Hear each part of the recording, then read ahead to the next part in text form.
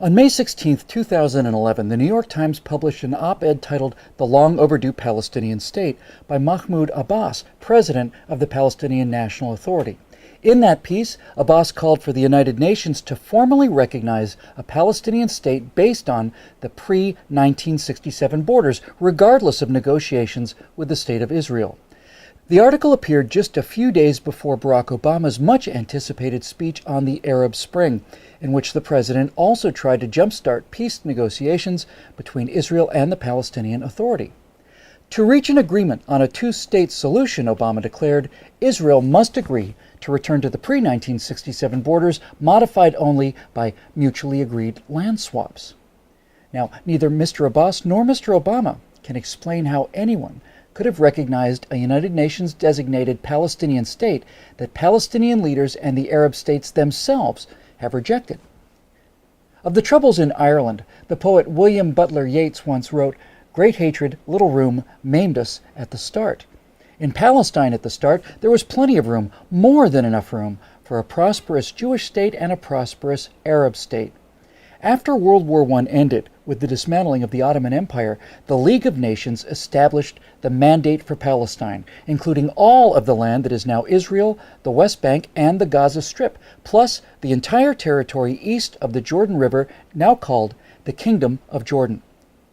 The area under the Mandate was as large as Syria and about half as large as Iraq, yet the total population at the time was less than 1 million, of whom 10% were Jews. It was in that vast, underdeveloped and underpopulated territory that the British had promised in the language of the 1917 Balfour Declaration to support the establishment in Palestine of a national home for the Jewish people. The declaration also promised that nothing shall be done which may prejudice the civil and religious rights of existing non-Jewish communities in Palestine. Open Jewish immigration to the Holy Land was encouraged, as was freedom of speech, religion, and assembly for the Arabs of Palestine, rights they had sorely lacked under Turkish rule.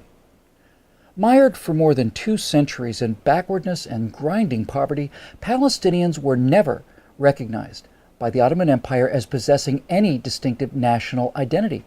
The Palestinians quickly took advantage of their new freedom to speak bluntly, demanding a stop to the Jewish immigration which had just begun. Said one Arab representative during the Paris Peace Conference, "We will push the Zionists into the sea, or they will send us back into the desert." Aref Pasha Dajani, a Palestinian leader from Jerusalem, warned that it is impossible to live with the Jews. In all the countries where they are at present, they are not wanted because they always arrive to suck the blood of everybody. If the League of Nations will not listen to the appeal of the Arabs, this country will become a river of blood. Well, as promised, blood did flow when the Palestinian demand to end Jewish immigration was not granted. Jerusalem was the first flashpoint for regular Arab attacks on Jewish communities in April 1920. Palestinians from nearby towns poured into the old city. The Muslim mayor of Jerusalem and other notables worked up the crowd to launch a jihad against the Jews. "If we don't use force against the Zionists and against the Jews, we will never be rid of them," urged newspaper editor Arif al-Arif. The crowd shouted back, "We will drink the blood of the Jews." Shouting Islamic slogans like "Muhammad's religion was born with the sword," thousands surged through the Jewish quarter and into West Jerusalem. The mobs vented their rage against any Jew they could find, burning and looting homes and stores, and even attacking British and Arab policemen. After several days of rioting, the final toll was 6 Jews dead, hundreds beaten, and widespread destruction of property. What became known as the Nebi Musa riot was the opening shot in a 90-year war to reverse the Balfour Declaration. And things soon got worse as the Allies, to assuage the fears of Arab monarchs, separated the land east of the Jordan River out of the total area accessible to Jewish immigrants and created the Emirate of Transjordan. Reconciling the aspirations of Arabs and Jews became far more tenuous after the Balfour Declaration had to be carried out in the truncated area of Palestine from the Jordan River to the Mediterranean Sea. There was now much less room and a great deal more hatred. The decades that followed were marred by perpetual violence against the Jews both in Palestine and in Europe. The two were often linked. Under the leadership of the Grand Mufti and President of the Supreme Muslim Council, Haj Amin al-Husseini, the Arabs of Palestine waged an endless jihad against their Jewish neighbors. When the British sent a royal commission to investigate a solution, the Jews, represented by Chaim Weizmann, pressed for a partition of the territory into two states, even if the territory assigned to the Jews was the size of a tablecloth. The Peel Commission's final report, published in July 1937, proposed such a division. The Jews were offered an independent state in a small enclave along the seacoast from Tel Aviv to the north of the country, constituting about 20% of the remaining mandate territory, while the Palestinian Arabs would get 80% for their own state. Desperate for any means to be able to bring in large numbers of the endangered European Jews, the Zionists reluctantly accepted the Commission's partition plan. Led by the Mufti, the Arabs rejected partition out of hand and pressed on with the armed revolt against the mandate. The British succeeded in putting down the violence for a time. Al-Husseini was sent into exile, ultimately in Hitler's Nazi Germany, where he lived as a special guest of the Führer. But severe limitations were placed on Jewish immigration to the Holy Land in the years leading up to the Holocaust that undoubtedly directly led to the death of many thousands of European Jews. Now, following the atrocities of the Second World War, Britain relinquished authority over the mandate to the newly formed United Nations. The UN created yet another commission to try to figure out what to do with the contested territory. The United Nations Special Committee on Palestine recommended, by a vote of 7-3, yet another two-state solution, another partition plan to the General Assembly. This plan would have seen the territory divided almost equally between Jews and Arabs. Once again, the Zionists made public their acceptance of the proposal, and once again, Arab officials announced that any partition would be met with rivers of blood. Shortly after the UN vote, the 20-member Arab League sent their newly organized Arab Liberation Army against the Jews of Palestine. Elements of 5 regular Arab armies from Egypt, Jordan, Syria, Iraq, and Lebanon invaded Israel on May 15, 1948. Arab League Secretary General Abdul Rahman Azam vowed, "This will be a war of extermination and a momentous massacre, which will be spoken of like the Mongol massacres and the Crusades." But despite their overwhelming numbers and heated rhetoric, after a year of fighting, it was the Jewish state that had won a decisive victory. Based on the 1949 armistice lines, Israel's territory expanded by almost 40%. The Palestinian Arabs were the big losers. For the second time in 10 years, their leaders rejected a partition plan that would have given them independence and more land designated for their state than for the Jewish state. Instead, they ended up with nothing, and 650,000 Palestinians became refugees.